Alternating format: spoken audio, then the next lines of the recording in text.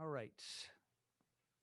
Welcome, everybody. Thank you very much for joining us today. As always, I'm excited to have you here. I'm excited to share my guest with you. It's someone we have seen before, and I'm eager to reintroduce him to you. But before we get going, I want to thank some people that we always thank.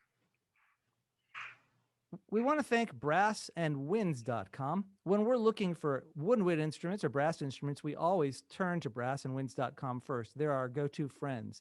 Aquin the Eskimo Company. Please check them out at brassandwinds.com. We are Truer MU, and if you're looking to learn how to play the piano for free, we are your source for that. We would love to help you.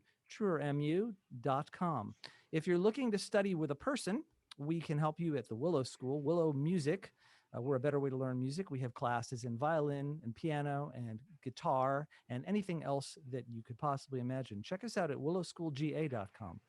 And now, without further ado, I want to reintroduce you to someone who works with me at the Willow School. We are very fortunate to have a gentleman named Mr. Josh Misko, who teaches ukulele and guitar at the Willow School, but I'm interviewing him because he's doing so much more than that, and I wanted to reconnect with him and let you hear all about what he's doing. Josh, welcome back to our show. Thanks for having me back, man. It's great to see you. It is my pleasure. It's great to see you too. Even though we work together, we don't get to see each other that much, so this is a treat for me. Especially with the COVID times. Yeah, right. Exactly. Yeah, this is the new connection. So I don't want to go through your biography again. If people are interested in who you are and where you've come from, we have another interview just for that at willowschoolga.com. They can go to your page and they can check your videos out and see who you are and what you do. I want to start with what you're doing right now. The most exciting news that I know about right now is this. You have co-produced a song called I Found Myself with a gentleman named Ian Osborne, and that song has gotten millions of views on TikTok. Is that correct? Yeah, it's been crazy, man. I mean, as a songwriter and producer, I've been chasing that for my whole life, and for it to finally happen, it's been incredible. I still, both Ian and I still don't really know exactly when it's going to stop, nor do we want it to. You know, I mean, it's fast approaching 1 million streams on Spotify, and it's well over 37 million on TikTok right now. Well, all organic, completely organic, which is crazy. What's going on? Tell people, not everybody knows what this song is. So tell us what's the appeal? You know, I think oftentimes in music production, and especially in the world of songwriting, like in Nashville or LA, you know, in the competitive world, if you will, people are constantly trying to sound like the next thing on the radio.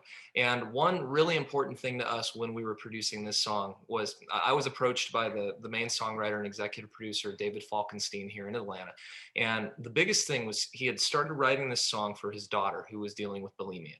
And it was called I Found Myself. And essentially the message of the song is to be comfortable in your own skin and to essentially just that, be comfortable in your own skin, you know. And he came to me and he's like, I really want like a true studio experience, have this produced the real way, but I don't want it to just be like, okay, here's X amount of money, here's X producer, we do the thing, it sounds radio quality, and we move on, which is arguably the, you know, what usually happens every day in cities like Nashville and LA. So I approached Ian about the project, who's been a producer partner of mine for years. We went to music school back when we were in our teens together. We go way back. And I told him exactly what we needed to do. I said, hey, I'm going to take this project on. It really needs that extra level of care. It's not about the money. It's about the, you know, being genuine and really producing this track until it's finished. And so the one song took 3 months to produce because it wasn't done until it told us it was done.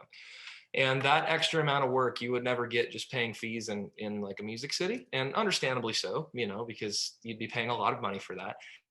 And yeah, I feel that timing, you know, the fact that it has a really good message, the fact that the whole team really put, it was so genuine into it. It wasn't trying to be on the radio. It wasn't trying to be anything. It was just be what it needed to be.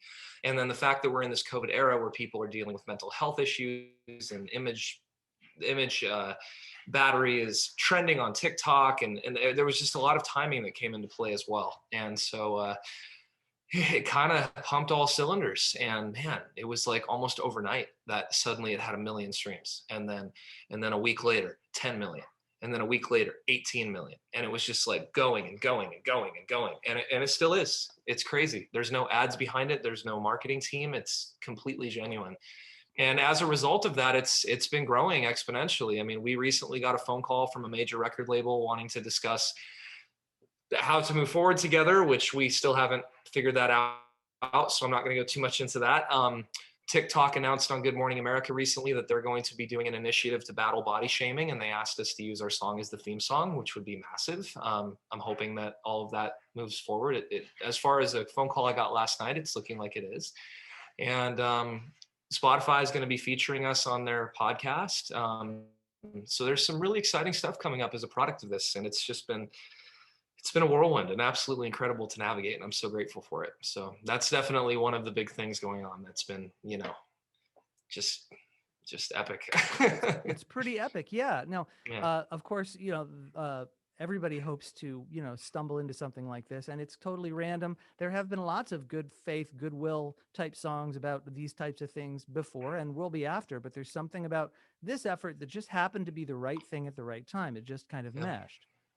Yeah, and I've done charity work in music for years, since 2010 probably, and for whatever reason, this one just responded, And I do think, I'm very passionate about the song. I think it was well written, well produced, timing. I really think it was one of those things where you kind of capture lightning in a bottle at the right time, Right. and yeah, so it's been incredible. And the Superstones, we're developing the band now, working on getting it into a live act and really leaning into that message. And so I'm very interested to see what happens over the coming weeks.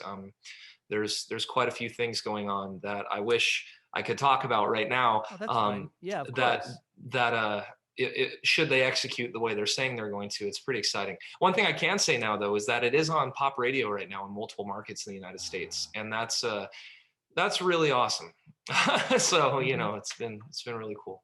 Well, let's be professionals about it and let's go ahead and break this down, because there may be some people out there who really would like to see more success.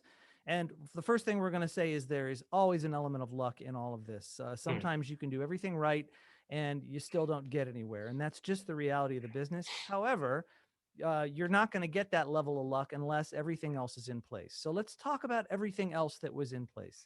We started with a good quality song. Mm-hmm. Started with a good quality song and a passionate meaning behind it. It wasn't coming from how can I be pop sensible? How can I sound like the radio?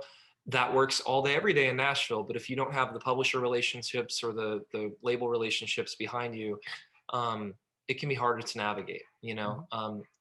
Having the song resonate at the right time and reach millions of people.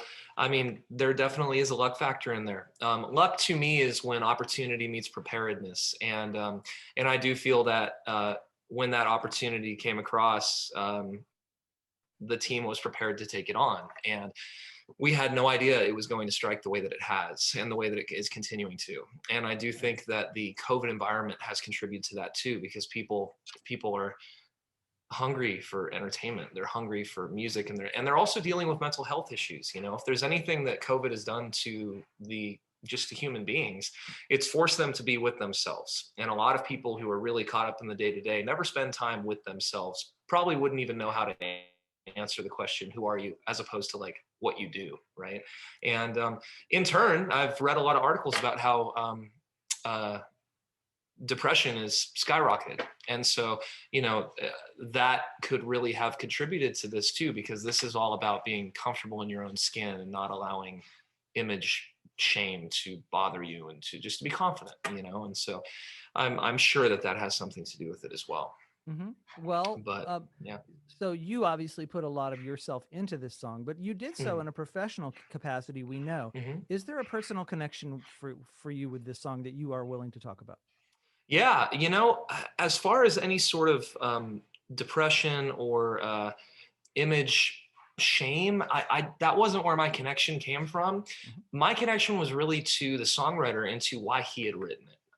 Because he was so genuine. David he's become family. He's here in Atlanta. He's their whole family's incredible, the Falkensteins. They live up in Sandy Springs, and they are just seriously some of the most genuine, kind-hearted human beings I have ever met.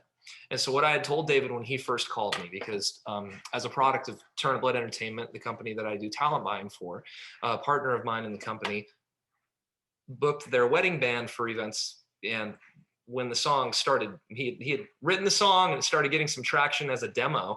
He called my friend Ashley, who then called me and was like, what do you want? What should we do about this? He called me just asking for advice. And so I told him, hey, if this was me, I would put together this team. This is where I would go. This is where my relationships are. And that's what I advise you on. I could try to help you find a team if you'd like. And then he, out of nowhere, was like, well, can you do it for me? Like, can you produce it? And I was like, oh, okay. Well, yes, I can. I was like, but can we get dinner first? I was like, I'd like to get to know you first before I jump into this. Because it's, when I commit to something, I'm like all in. And I needed to, commit, like a project like that is no small takeaway. And so, or take on, I guess. And so, yeah, I went and met him for dinner in Decatur, and just, man, fell in love with him right away. He's just such a genuine human. And that was the root, and still is the core root to what has driven me to give everything I can into this song, is because he deserves it. Well, let's talk about the nuts and bolts of what it means to give everything to this song. Can you talk specifically about decisions you made in the process? Of course, the first decision is that if it's going to take 3 months, it's going to take 3 months. And that's a huge piece. I've worked on tracks, and I know you can let it go early, but if you let it go early, that tiny little piece that you didn't take care of might be the difference between people listening and not. And Totally. you made that decision to go ahead and see it through until everybody was yes. What specifically got you there?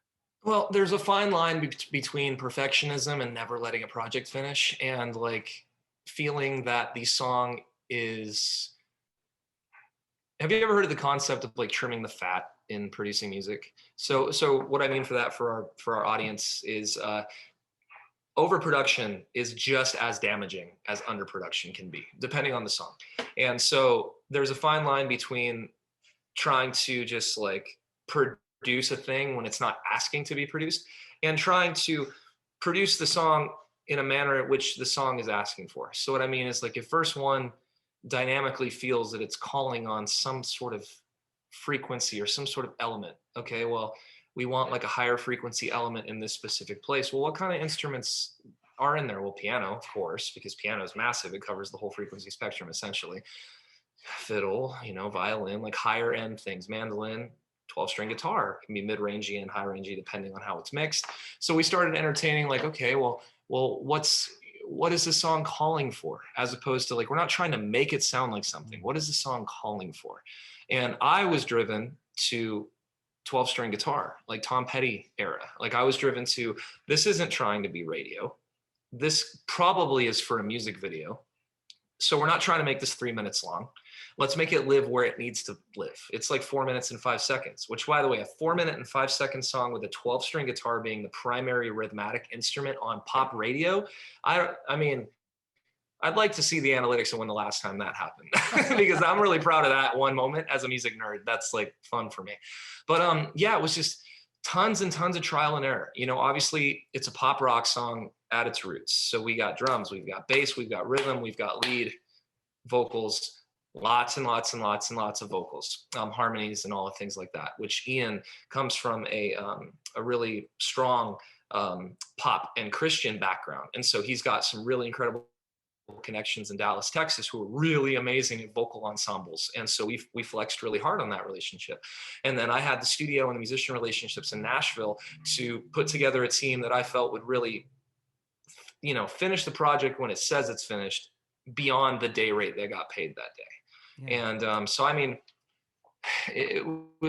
those relationships are a product of, over 10 years of grinding in the music industry in both LA and Nashville and Dallas.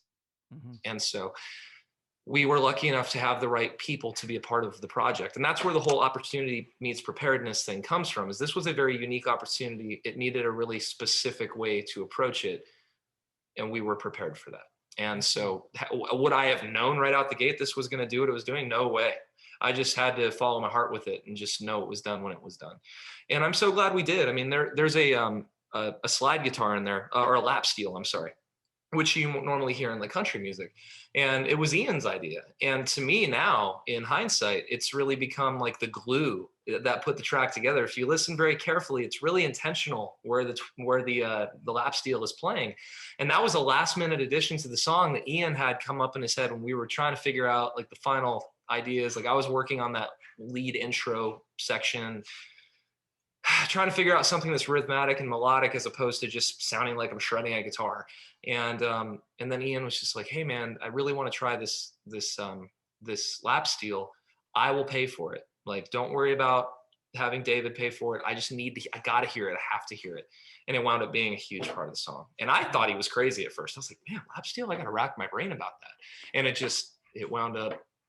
And so it was one of those things too. Like Ian and I fronted bills multiple times so that David didn't continue bleeding money for this, because, producing a song that long, there's just going to be cost after cost after cost after cost. And it was costing him a lot of money. And so at one point we were just like, man, let's take on some of these expenses to explore in our producing, just to know that we left no stone unturned. And that contributes to the whole team really giving the care needs to really be 100%, and money couldn't be in the way of that, Whereas I feel if it was a hired on producer who was just trying to make it sound pop, they definitely never would have taken on the cost themselves just to see if the song would be better. You know what I mean? And so, yeah, we had done that a few times. And David and the team were very patient with us, because 3 months is a long time for a single, but it was a unique project, and it needed that kind of care.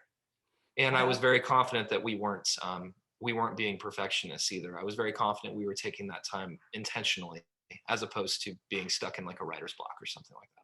Well, I think there's a question of intent going on here. You weren't trying to make the song perfect. You were trying to give the song what it needed.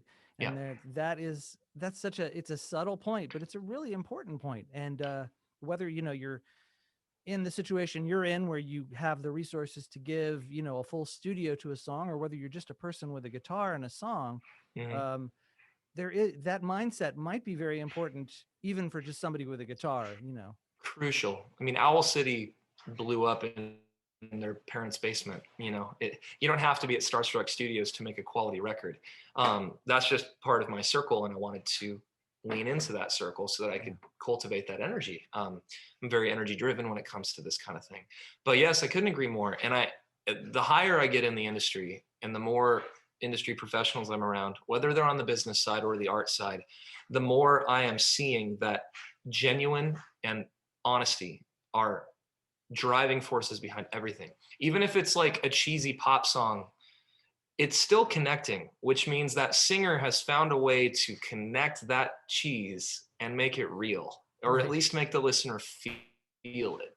And there's a subconscious thing going on in pop music to where it's beyond just music business, and it's beyond just sounding good. There is definitely a level of connection, human connection, that makes music an X factor, both on the business side and the art side. And so I do think that in the top 1%, where even the big pop songs that can be like 2 minutes long and just like, there's still some sort of magic that the vocalist and the producer are capturing there that's garnering that mass appeal. And it's beyond just having those connections too, And how do you capture that? I don't know, man. It's just a matter of continuing your craft and being genuine and staying true to it, and not trying to sound like someone else. Like, you can be inspired by other people. That's how we learn. That's how I learned guitar. But what do you do as you, right? And that was the most important thing for Ian and I. And Ian and I are a very great team. We have strengths in different places that contribute to something powerful. And I knew right away when I was going to take this project on, I was like, I have to call Ian and make sure he's on board with me on this. Yeah. And he was. It sounds like your team also, everyone on your team seems to have shared that vision with you. Yes. You didn't just have, oh, well, let's get that bass player because he sounds, so great. And he didn't really care, or she didn't really care. They came in. It sounds like everybody was on board. The players were very intentional. The whole thing was. And there was a whole 30-minute preface to every one of those phone calls. It was like, hey, we're taking this on. Just so you know, this is the expectation, And all of them were like, okay, we'll figure it out. And I was like, okay, great. So, yeah, man, it's been incredible. It's still very much in the thick of things. I hope something works out with the label. I would love to see this band become a band and become more than one song, it would just be incredible. But what's been a huge victory, regardless if anything else happens, it's that this message that David first came up with about being positive and being comfortable in your own skin for his daughter has reached millions of people, and that is a win, man, regardless if nothing continues. So Yeah. Well, so I want to talk about a couple other things in your life and how they may mhm. relate to what's going on here. You have a new production company. Is it production company ITG, or is it a talent Oh search no, or it's a management firm actually. management firm? The production stuff I do is with Ian. Yeah. I actually partnered with the owners of Turnip Blood Entertainment and Nimble Slick Entertainment here, who are amazing private corporate and booking agencies. They do all sorts of different things. Nimble Slick's more on the traditional side where they represent their own artists and they book them tours and stuff like that. Mm-hmm. And there's a bunch of partners, but they're all people that I work very closely with that I really trust, and had this idea of a management firm that was really about giving managers the freedom they don't get at a lot of these big firms that exist in the music cities of today. Mm-hmm. And was lucky enough to have the friends who would bring those strengths to the table and were also willing to take the project on. And so this started about a year ago, and it just rolled out a couple weeks ago. And it's called Incubate Talent Group. We've signed a few acts, including the Superstones, actually, which is really great. So I'm excited to see where that goes. And it's really awesome. I'm acting as I guess you'd call it CEO. I don't like using terms like that. I'm just yeah. And then Ashley, my partner at Turnip Blood, is also a partner in it, and we're kind of spearheading it together. And then the other partners are more of like decision makers, financial makers. You know what I mean? Like the brains behind the business operation there to support the machine itself. And it's exciting. I'm really excited. I just recently signed Craig Waters in the Flood, who's an amazing funk and fusion player out of Augusta, Georgia. He's now based in Nashville, and we just got them signed with Nimble Slick Entertainment, which is a huge. My buddy's company. I was just saying they're like the home for jam bands, and he is a jam band, and so it's exciting. I've got calls with labels on behalf of him next week, and it's been really cool because it's a different. As an artist myself, representing an artist is a whole different brain, and it's a whole different level of confidence too. There's just something different when you have a manager talking about how awesome this act is and then providing analytics to support it, as opposed to the singer or the guitarist or just somebody in the band trying to do the same to a talent buyer or to a label or a publisher or a whoever. There really is just a different thing when it's a party removed. It's like taken more serious, And so that's been exciting. Yeah, it's still very new, but ITG already has some serious feet on the ground, just because of the partners that are involved. And I'm really excited to see it grow. Are you going to, do you feel like you're moving out of, I mean, of course you'll always play, but are you moving away from primarily being a player and moving more into this direction? Not at all, man. No. So over the years, it's been crucial that as I've set myself up in the music business, that I'm capable of doing it in a telework capacity. The dream for me, and I've been saying this for years, was being able to basically do agent and management work on my laptop from the back of a tour bus. And because I'm very passionate about both, but without either, it's missing a huge, it's like a heart missing one of its, valves.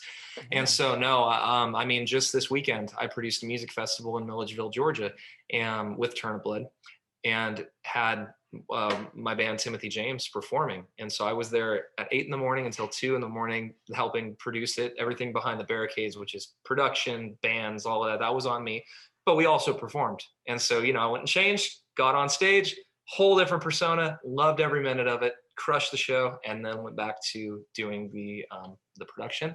And I just love that. It took years for me to sort of be able to separate my brain between the two, but once it started to become more natural for me, it was groundbreaking. And also in the partners that I have too, I had to prove to them that I would execute even if I was on the road. And since then I have. And so any business stuff I do with Turnip Blood or any ITG things, my partners have 100% confidence in me that even if I'm on tour, which happens often, they know that I will execute what I need to execute. Yeah.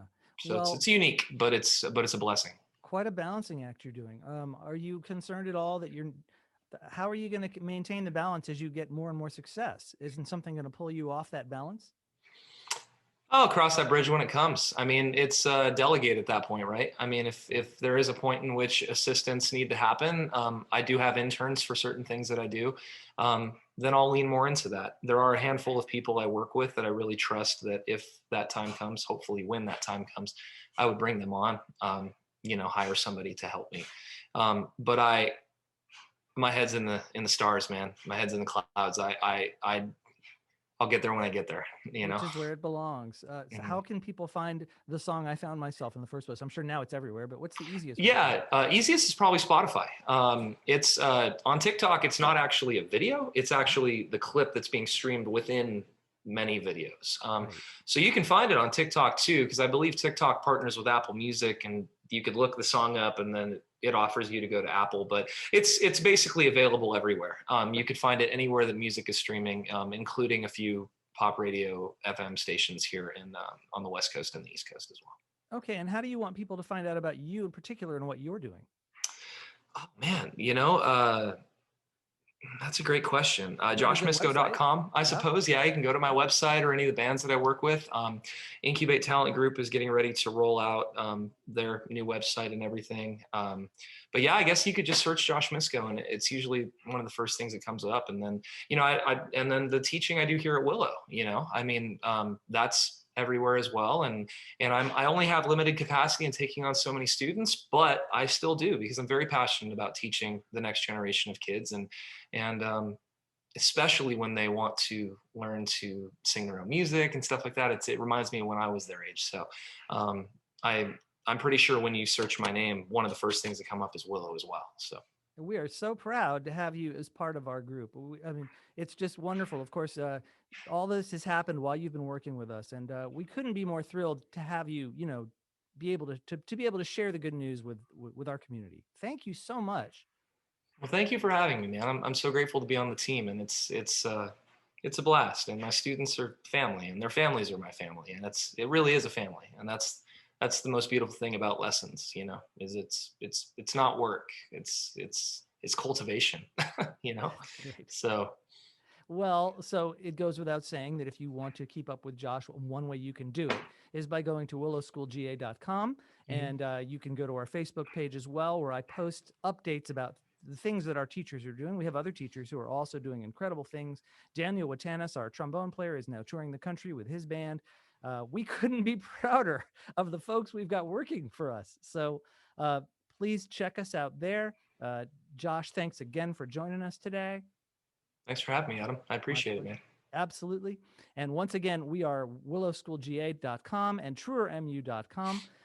We have lots more great interviews coming down the pike. Some have not been put out yet. Be sure to catch our interview with Liberty DeVito, Billy Joel's drummer. That's out there now. We want to have you check those videos out and like them. Thanks very much for being with us, folks. We will see you next time. Thanks, everyone.